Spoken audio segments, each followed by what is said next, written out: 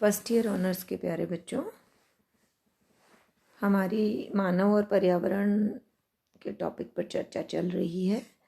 और पिछले 4 वीडियो में मैंने आप लोगों को 5 वीडियो पर में मैंने आप लोगों को नियतिवाद, उसकी आलोचनाएं, संभववाद, उसकी आलोचनाएं और नवनिश्चयवाद के बारे में बताया था।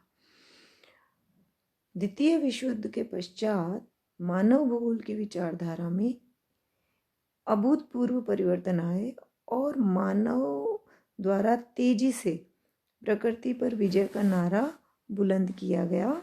और इसी संदर्भ में नियतिवाद के पश्चात विकसित संभववाद एवं नवनिश्चयवाद को भी गौण मानने लगे। और कुछ विद्वानों ने संभावनावाद अथवा प्रसंभववाद का नारा बुलंद किया। इन्होंने ये कहा कि अब मनुष्य जो है वो प्रकृति पर विजय प्राप्त कर रहा है। कोई क्षेत्र ऐसा नहीं है जहाँ मनुष्य के द्वारा किए गए विकास दिखाई नहीं देते हों। इस तथ्य के आधार पर वर्तमान मानव ने इतने उच्च स्तर पर वैज्ञानिक शोध द्वारा सफलताएं प्राप्त की है कि सर्वत्र मानव के लिए संभावनाओं के द्वार खुल गए हैं। अब प्रकृति का कोई भी क्षेत्र वैज्ञानिकों, विशेषकर अमेरिकी वैज्ञानिकों की राय में अछूता नहीं है। यानी कोई भी एरिया ऐसा नहीं है जहां मानव नहीं पहुंचा हो।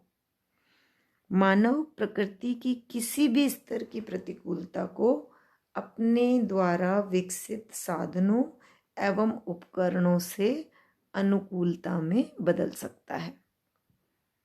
अतः संभावनाओं के माध्यम से ही उसने अनेक संकर फसलों को आर्थिक व व्यावसायिक दृष्टि से प्रतिस्पर्धात्मक बनाकर शीतोष्ण प्रदेशों में पैदा किया है। अब इसमें तो आप ऐसा एग्जाम्पल ले सकते हैं कि देखो बच्चों, पहले कृषि जो थी वो थी प्राचीन कृषि, आदिम कृषि। उसके बाद रही परंपरागत कृषि। जैसे पहले किसान जो है वो गेहूँ, चना, सरसों मतलब खाद्यान्न पदार्थों का उत्पादन अधिक मात्रा में किया करते थे।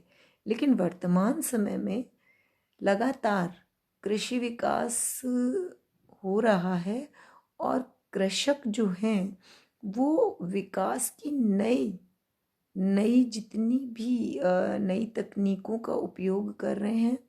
इसमें हाइड्रोपोनिक्स ले लीजिए, इसमें आप टिश्यू कल्चर ले लीजिए, इसमें आप अनेक प्रकार की ऐसी चीज़ें, इस तरह की तकनीकों का उपयोग होने लगा है कि उत्पादन कई गुना ज़्यादा आपको प्राप्त होने लगा है। जैसे कि पहले आपने कभी नहीं सुना होगा कि एक पपीते के पेड़ पर लगभग 100 के लगभग पपीते आ जाएं, ऐसा नहीं सुना होगा। लेकिन आज ऐसी तकनीक आ गई है कि एक पपीते के पेड़ पर हम लगभग 100 पपीते एक साथ उत्पादित कर सकते हैं। और इसी में नहीं, हर वो फसल जिसमें संकर नस्लों को उत्पादित किया जाने लगा है। और साथ ही साथ कुछ नई तकनीक, जो इज़राइल कृषि जो है वो विश्व में काफ़ी लोकप्रिय हो रही है कि बिना मिट्टी, बिना पानी के ही कृषि की जा रही है। तो ये सारी चीज़ें ही बताती है कि प्रकृति की कठिनताओं में भी मानव अपने लिए संभावनाएं ढूंढ लेता है। और आधुनिक मानव जो है वो प्रत्येक क्षेत्र में, उसके लिए शायद कोई क्षेत्र ऐसा रहा ही नहीं कि जिसमें वो विकास ना कर सके, कि उसने हर क्षेत्र में विकास कर लिया है। अतः आप यूँ कह सकते हैं कि जैसे कई पशु पक्षी जो उस एरिया में होते ही नहीं थे, तो उनके डीएनए को सेव करके और फिर वहाँ जाकर उस डीएनए से पशुओं को पैदा करना, ये मनुष्य का ही बौद्धिक क्षमता का एग्जाम्पल है कि मनुष्य ने आरएनए, डीएनए इत्यादि वनस्पति के, जानवरों के और अब तो मनुष्यों के भी क्लोन बनाने की हो गई है। तो ये जब चीज़ें जो हैं, मनुष्य के क्लोन भी बने हैं, ये ऐसी संपूर्ण प्रक्रिया है कि इनके संशोधन से क्लोन विकसित कर लिए गए, यानी सेम वैसा का वैसा व्यक्ति, वैसा का वैसा जानवर या वैसा का वैसा पौधा, वनस्पति तैयार कर ली गई उनके डीएनए से। तो ये सारा विकास जो हुआ वो हुआ मनुष्य की बौद्धिक क्षमता से। तो इसको ऐसा कह सकते हैं कि मनुष्य, वर्तमान का मनुष्य बहुत अधिक विकसित मस्तिष्क वाला मनुष्य माना जा रहा है और इस समय प्रकृति पर नियंत्रण जो है वो बहुत तरीके से मनुष्य ने करना शुरू कर दिया है। जैसे ये सारी चीज़ें जो हैं वो कंप्यूटरीकृत हो गई हैं। अब आप देखिए, पहले बहुत सारे आंकड़े जो कि पेपर पर लिखे जाते थे और पेपर गल जाता था, आंकड़े गायब हो जाते थे, आपको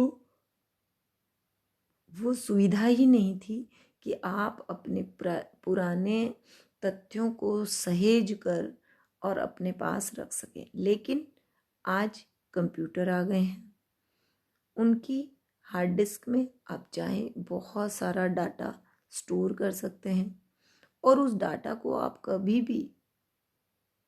भी आप काम में ले सकते हैं। आप अपनी जो आने वाली पीढ़ी है उसके लिए विभिन्न चीज़ों को सुरक्षित और संरक्षित करके जा सकते हैं। तो ये भी एक मनुष्य की बौद्धिक क्षमता का ही परिणाम है। सबसे पहले देखिए, मैंने आपको फिर भी कहा था कि कंप्यूटर और अत्याधुनिक इंटरनेट प्रणाली, यानी अब तो 5G की बात होने लग गई है, आप लोग भी जानते हैं, 4G तक तो आ ही चुका है।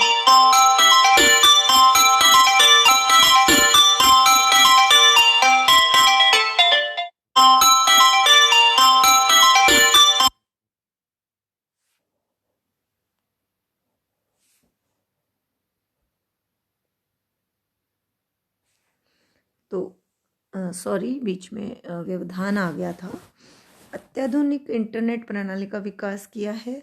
विश्व के किसी भी भाग में हुई खोज और शोध को समायोजित करके विकास के कार्य में विशेष गति प्रदान करके उसको बहुआयामी बनाया है। यानी आज हम यहाँ अपने घर में बैठे बैठे कहीं भी विश्व के किसी भी क्षेत्र के विकास को अपने इस छोटे से मोबाइल पर, यंत्र पर देख सकते हैं, समझ सकते हैं और वहाँ क्या परिवर्तन हुआ है उसको वीडियो के द्वारा देख सकते हैं।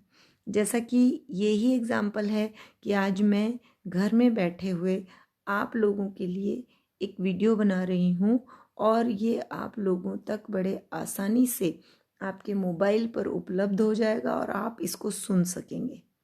तो ये सारी चीज़ें आज ये बताती हैं कि मानव के लिए सर्वत्र संभावनाएं ही संभावनाएं हैं। वह प्रकृति की प्रत्येक प्रतिकूलता को अनेक विधियों से संशोधित करके क्षेत्र और प्रदेशवार सुधारता रहता है। और इतना सब कुछ होते हुए भी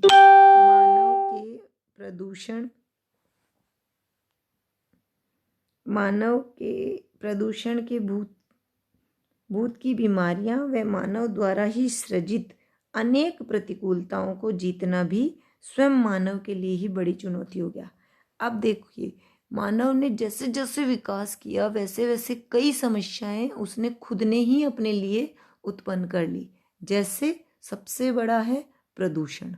वातावरण में इतनी आपकी विषैली गैसों का और जल में इतने रासायनिक पदार्थों का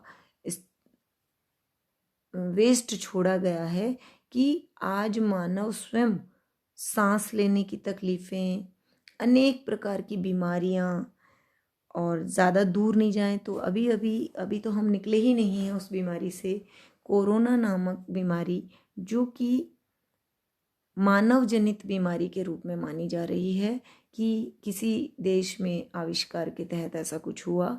जो भी है एक भ्रम है या सच्चाई है, लेकिन आप ये तो मानिए कि ऐसी कोई बीमारी आई जिसका कीटाणु दिखाई नहीं देता, आप उसका कोई इलाज नहीं है। ये जो वैक्सीन आई है, इस वैक्सीन के बारे में भी यही कहा जा रहा है कि बहुत कम समय के लिए इफ़ेक्टिव है।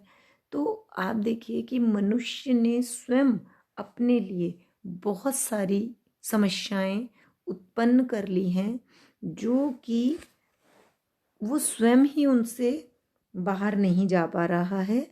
मानव प्रकृति की चुनौतियों का सामना करके आगे बढ़ रहा था और बढ़ भी गया, लेकिन कई कठिनाइयाँ, प्रतिकूलताएं मानव के द्वारा स्वयं जनित हो गई, और ऐसी समस्याएं स्वयं उसने अपने लिए उत्पन्न कर ली जिनका कोई इलाज भी उसके पास नहीं है। अब फिर वही है कि फिर से मानव अपनी बौद्धिक क्षमता का उपयोग करके, जैसे इस कोरोना नामक बीमारी का वैक्सीन बनाया गया है, चाहे वो कम समय के लिए प्रभावी हो, लेकिन एक बार रोग को तो नियंत्रित कर ही लेगा। जैसे मास्क लगा लीजिए फिर बच जाएंगे, ये भी तो मानव की बौद्धिक क्षमता का ही है, उपयोग है। उसके अतिरिक्त बहुत सारी चुनौतियाँ, बहुत सारी विभीषिकाएँ हमने स्वयं उत्पन्न कर ली हैं। जैसे कि ओजोन लेयर में जो छिद्र है वो हमारे पॉल्यूशन की वजह से हुआ है, और अब हम उसको बंद नहीं कर सकते। तो वातावरण को जितना प्रदूषित हम लोगों ने विकास के नाम पर किया है, उसको वापस पुनः उसी रूप में लाना शायद मनुष्य के लिए संभव नहीं है। और अभी संभव हो भी गया था, आपने देखा लॉकडाउन के दौरान वातावरण एकदम स्वच्छ हो गया। रास्तों में चूँकि आपके यातायात के साधन नहीं चल रहे थे, तो एयर आपकी प्योर आने लग गई, पक्षी आपको तरह तरह के दिखाई देने लग गए। बहुत शहरी इलाकों में उन पक्षियों की आवाज़ सुननी शुरू हो गई जो कि दिखाई क्या सुनाई क्या, दिखने सुनने सब बंद हो गए थे। वही पक्षी आपको वहाँ नज़र आने लग गए। और जैसा कि हिमालयाज़ के आसपास के एरियाज़ में लगभग बहुत दूरी पर, जैसे जालंधर से हिमालयाज़ को आप देखने लग गए और वहाँ से आपको हिमालय का रूप दिखाई दे रहा था।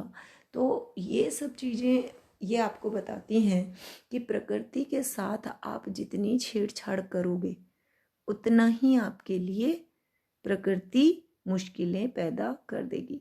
तो प्रसंभववाद में चूंकि संभावनावाद या संभावनाएं ही संभावनाएं हैं, ये बात सही है, और मनुष्य के पास बहुत अधिक बौद्धिक क्षमता भी है और उसने परिवर्तन करके विकास कर भी लिया।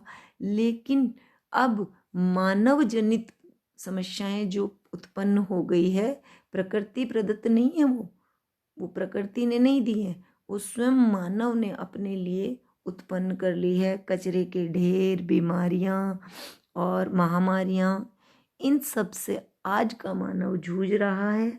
और अब इस कोरोना नामक बीमारी के बाद हो सकता है कि मानव फिर से अपने दिमाग में ये बात मानना शुरू करे कि प्रकृति को नष्ट करने में हमारा विकास नहीं है, और हमारा जो अस्तित्व है वो प्रकृति को बनाए रखने में ही है। इसलिए प्रकृति के जो अजेय कार्य हैं, जहाँ प्रकृति हमें मौका नहीं दे रही है, वहाँ हम प्रकृति को प्रकृति के जैसे ही छोड़ दें। यहाँ स्पेट नामक विद्वान थे जिन्होंने कहा है कि वातावरण मानव के लिए अनेक संभावनाएं रखता है तथा मानव इन संभावनाओं का चयन कर उपयोग में लाता है। यानी आपको प्रकृति के साथ समायोजन करके चलना है, वरना आप स्वयं अपने लिए इतनी अधिक समस्याएं उत्पन्न कर लेंगे कि बाद में आप खुद ही उन समस्याओं से पीड़ित होंगे और फिर आपको प्रकृति पर नियंत्रण नहीं बल्कि उन समस्याओं पर नियंत्रण के लिए अपनी बौद्धिक क्षमता का उपयोग करना पड़ेगा। तो ये प्रसंभववाद की बात थी। अब ये सारी विचारधाराएं जो मानव और पर्यावरण की थी वो मैंने आपको बता दी हैं, और आप इसे तैयार करें, पढ़ें, और जो समझ में नहीं आए मुझसे पूछें। धन्यवाद।